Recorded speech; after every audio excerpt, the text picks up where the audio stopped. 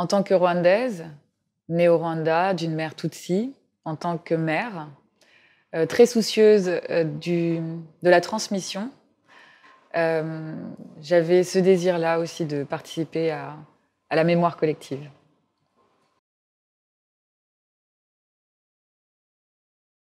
La relation entre la Shoah et le génocide des Tutsis au Rwanda de 1994 a un lien, la douleur, mmh, la peine, le partage des mémoires et le devoir de partage des mémoires.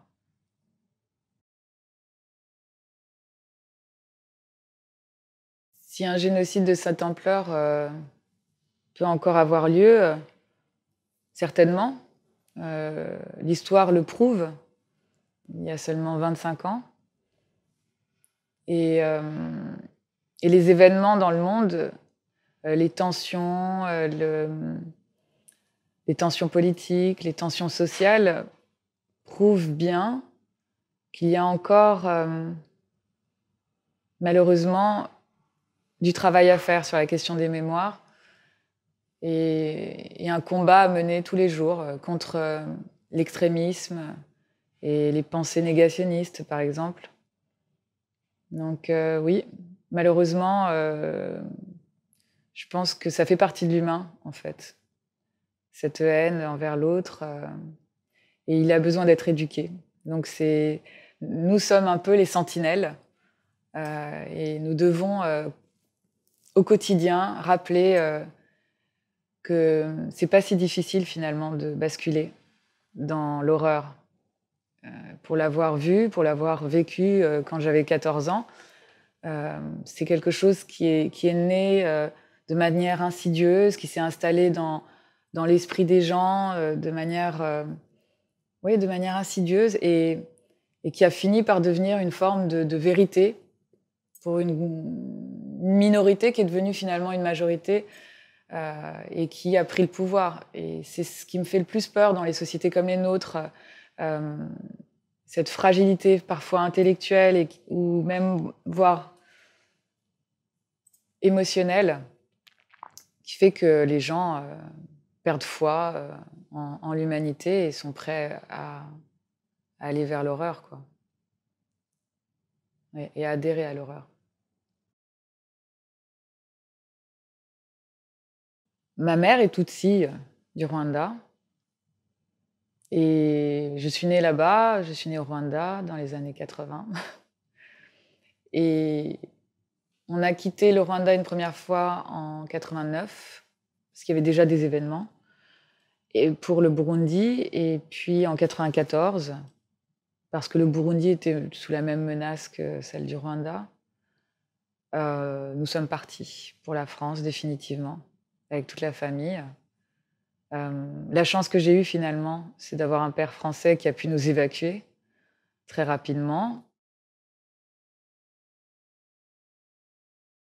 Alors Maïcha Africa a été, créée en 2001 suite à mon retour, un retour officiel, avec toute la famille, au Rwanda et je me suis fait ce constat, d'une enfance, malheureuse, orpheline, et avec ma mère, on a discuté de choses et d'autres et on s'est dit: «Mais quand même, faisons enfin, j'avais besoin de me sentir utile, même à 8000 kilomètres de Kigali et donc on a créé cette association en 2001 dans une petite ville qui s'appelle Cluny, où d'ailleurs, on a érigé une stèle en mémoire, justement des victimes du génocide, des Tutsis de 1994 et du Rwanda et cette association a pour but de,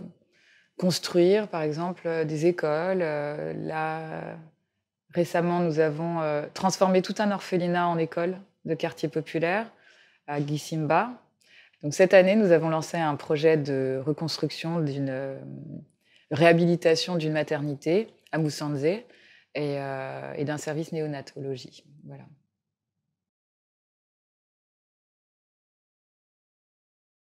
En fait, mes enfants sont très au courant de ce qui s'est passé au Rwanda, puisque ma mère a transmis l'héritage culturel et familial. Donc elles sont très au fait de ce qui s'est passé au Rwanda. Elles ont été au Rwanda et je les ai amenées aussi au mémorial du génocide de Gisozi. Et en fait, elles ont découvert en images l'histoire d'enfants qui ont péri durant le génocide. Et donc, elles ont réalisé réellement, elles ont vu, et je crois que ça a eu un impact aussi dans leur vie, puisque je crois que l'importance finalement de la transmission permet de développer aussi cet imaginaire qui n'a pas d'éléments, en fait, de compréhension.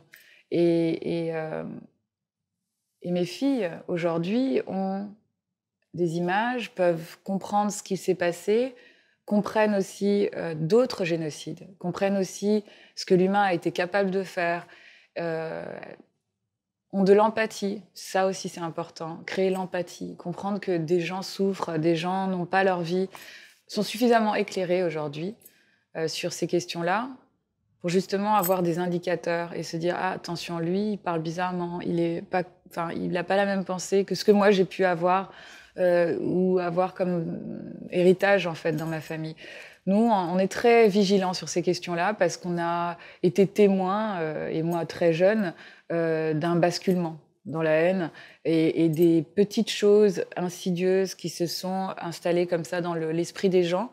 Des petites haines qui naissaient à travers des mots, des actes.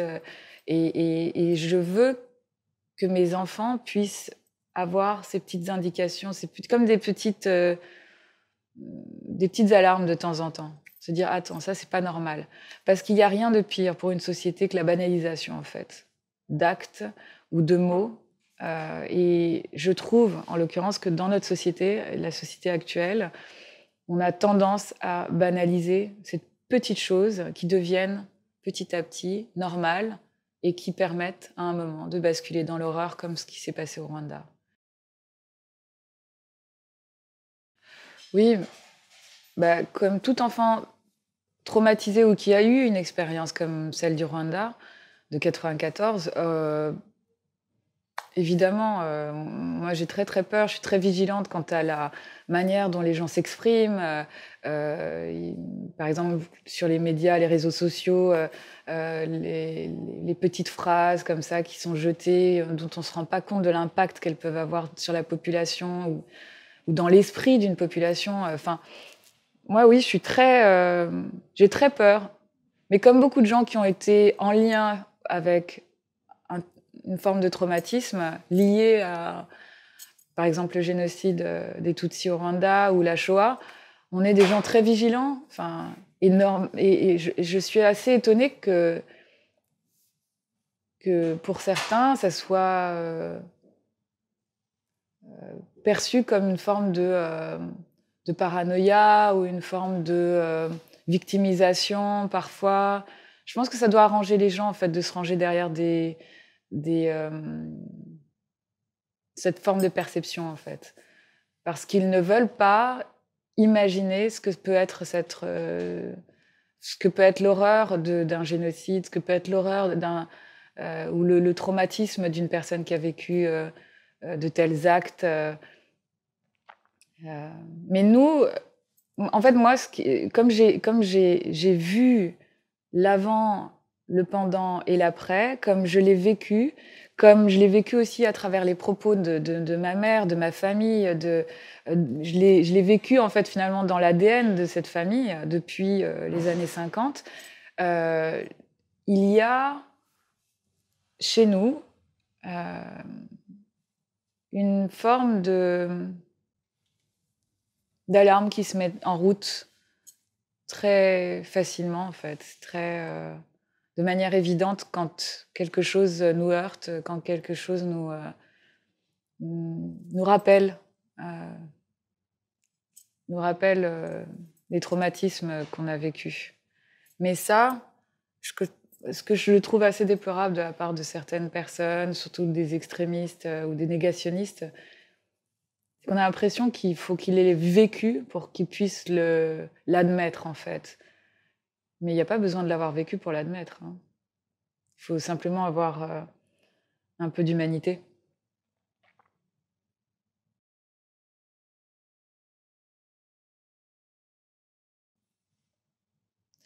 Ça m'inspire une forme de peur, de peur.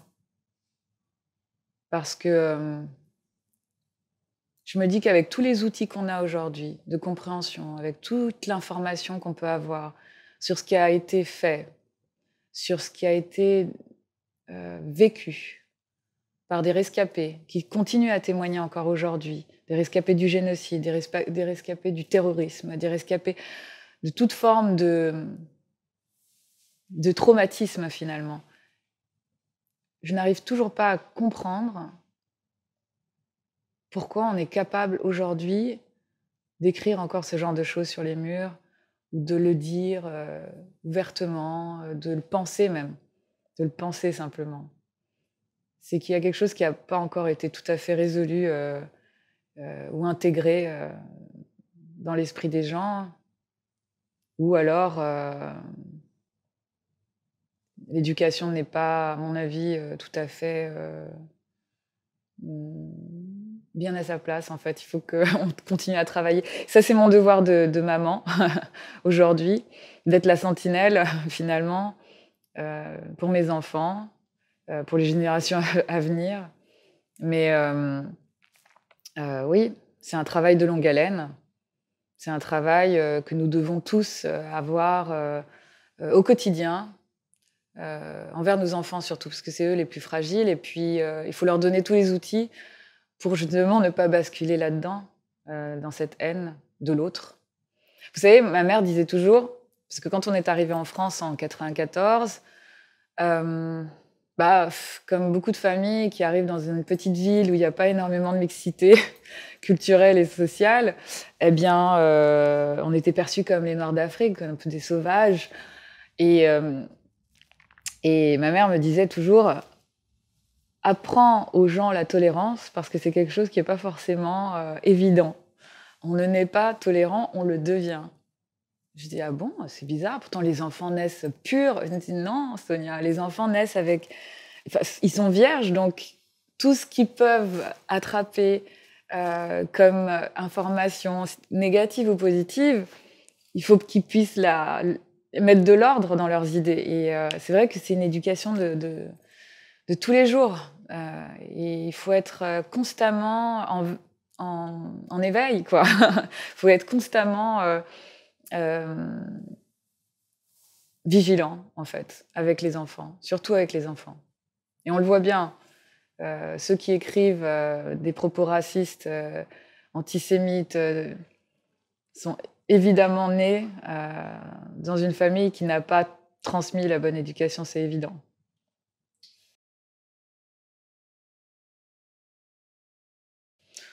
Le mémorial du Rwanda est un mémorial très ouvert. On arrive dans un endroit qui est très bizarrement chaleureux. Parce que quand on évoque mémorial, on se dit toujours ah, ça va être triste, ça va être... Évidemment que c'est triste, mais il y a quand même une envie d'accueillir les gens et de leur dire regardez, ce qui s'est passé, ce que nous devons éviter pour la suite. Et il y a un mur extérieur, il y a une allée avec des tombeaux, il y a des noms écrits sur tout un mur, ce qu'on appelle the wall, le mur. Et puis, il y a plusieurs salles, il y a une forme de parcours à suivre. Et on comprend finalement comment toute la haine à l'égard des Tutsis est née. Et puis l'histoire du Rwanda, évidemment. Et l'histoire d'autres génocides. On découvre l'Arménie aussi, la Shoah, bien évidemment, et d'autres génocides. Voilà. C'est un très beau mémorial et qui est très utile et obligatoire pour toute personnalité qui viendrait au Rwanda. C'est un parcours obligatoire. Et j'invite d'ailleurs toutes les personnes qui aimeraient visiter le Rwanda à le faire, mais à la fin du séjour. À chaque fois que j'ai des amis qui vont au Rwanda, je leur dis, faites le mémorial, allez visiter le mémorial de Kigali quand vous aurez terminé votre séjour. Parce que vous allez prendre la mesure de la résilience des Rwandais. Parce qu'on ne peut constater cette résilience qu'à travers l'histoire du Rwanda d'avant 1994. Et c'est incroyable, c'est incroyable. Ce qui est devenu le Rwanda aujourd'hui, après 25 ans, c'est très, très inspirant et surtout, ça prouve que l'humanité gagne toujours à un moment ou à un autre.